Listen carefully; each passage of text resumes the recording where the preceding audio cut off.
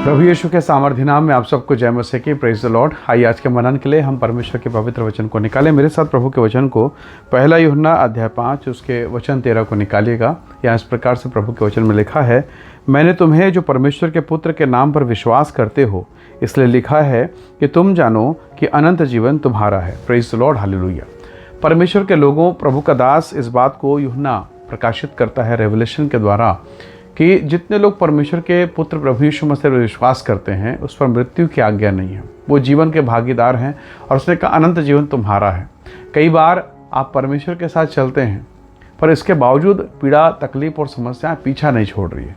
कई बार ऐसा लगता है कि प्रभु मैं तो बराबर आपकी आराधना करता हूँ, मैं प्रार्थना में भी हूँ, मैं पवित्रता में हूँ। और आप एक बात ये भी देखेंगे कि जो लोग पवित्रता में नहीं हैं, सांसारिकता में, या कुछ लोग 50-50 में हैं, इतवार के दिन परमेश्वर के साथ हैं और सोमवार से शनिवार संसार के साथ हैं। मतलब उनका जीवन अगर आप देखें तो ऐसा लगेगा कि ये मसीही लोग हैं। फिर भी आप देखेंगे उनका जीवन आशीषित है, वो बड़े आशीष में हैं, उनके जीवन में शांति है। आप परमेश्वर के साथ हैं, धार्मिकता में हैं, पवित्रता में, फिर भी पीड़ा में। क्यों ऐसा?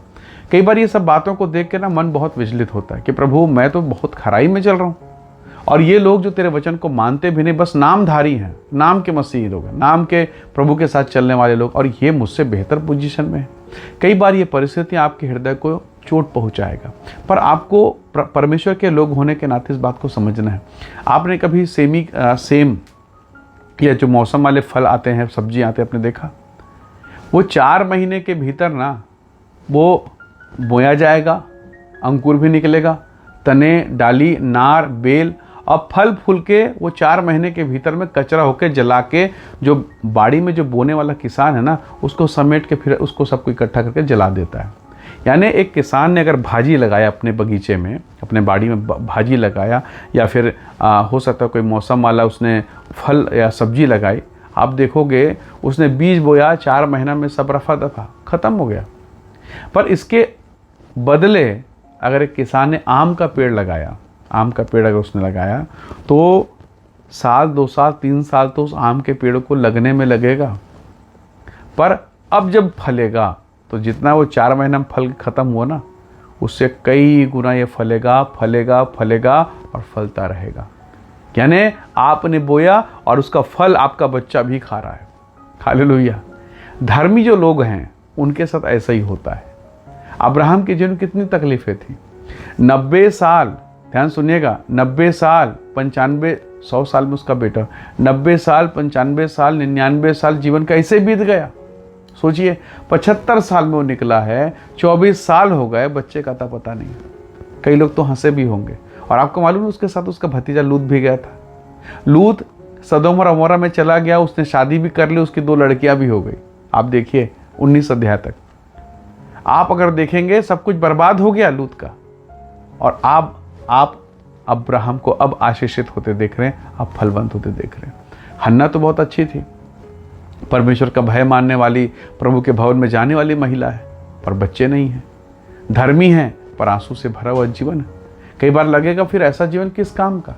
लेकिन जो हन्ना का बेटा हुआ, पहला शमूएल में जो हन्ना का बेटा हुआ, ऐसा बेटा पूरे इजराइल में कोई नहीं हुआ। क्यों? उसके सौतन के बहुत बच्चे हैं, पर इसका एक बेटा, ऐसा बेटा हुआ।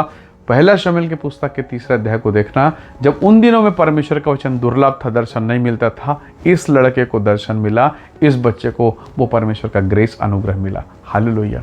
आपके बच्चे ऐसे ही होंगे, आपका आगे का जीवन ऐसा ही होने वाला है। ये मैं नहीं, परमेश्वर के वचन में लिखा है।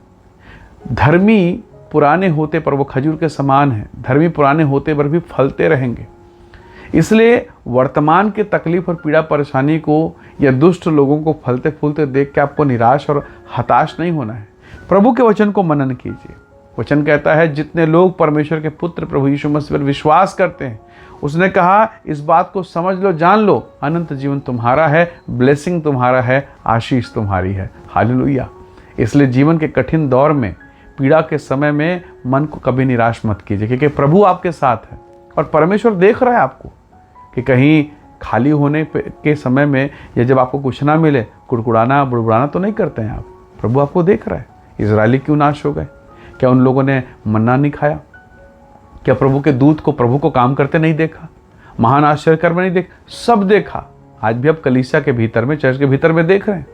बड़े बड़े काम उन्होंने अपने जीवन में देखा। चट्टान से पानी निकल रहा है, हालेलुया।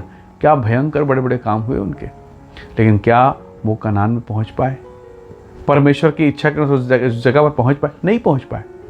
उनसे पूछिए, क्या उन्होंने खाना खाया, मन्ना खाया, दूध देखे, परमेश्वर चमत्कार, बिल्कुल सब चीज हुआ, पर जहां जाना था वहां तो नहीं पहुंच पाए।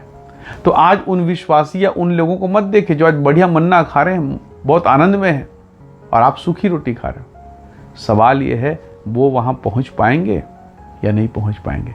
और अगर नहीं पहुंचा तो यहां मन्ना खा के मरना क्या मतलब हुआ? इसलिए प्रभु के लोगों, अपनी धार्मिकता में बने रहिए। हो सकता है आज आप पीड़ा में हैं, आने वाले समय में प्रभु वो अन्यायी परमेश्वर नहीं है, वो दयालु प्रभु है, वो न्यायी प्रभु है। वो आपके आंसू का हिसाब देगा, वो आपके आंसू को प्रतिफल में परिवर्तित करेगा।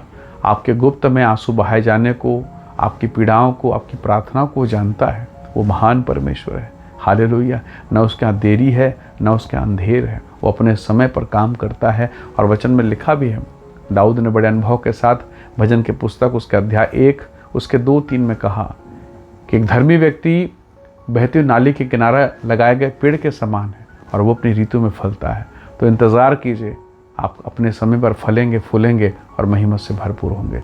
निसंदेह स्वर्ग का परमेश्वर आपको आशीष देगा, हालेलुया। आइए दुआ करें, आइए इस समय प्रार्थना करें और प्रभु का धन्यवाद करें। प्रेमी अनुग्रहकारी स्वर्गीय पिता, मेरे प्रिय भाई बहनों के जीवन को तेरे हाथों में सौंपता हूँ और हर एक निराशा, डिप्रेशन, तनाव से इन्हें बाहर निकालें, इन्हें ब्लेस करें, आशीष दें, और जिस काम पर ये हाथ डालें प्रभु, अपने वचन के अनुसार इन्हें आशीषित करें। हम सारी महिमा आपको देते हैं, यीशु के सामर्थी नाम से मांगते हैं, आमीन, आमीन। प्रभु आप सबको बहुत ऐसे आशीष दे। परमेश्वर का अनुग्रह आप सबके साथ हो। Praise the Lord. जय मसीह।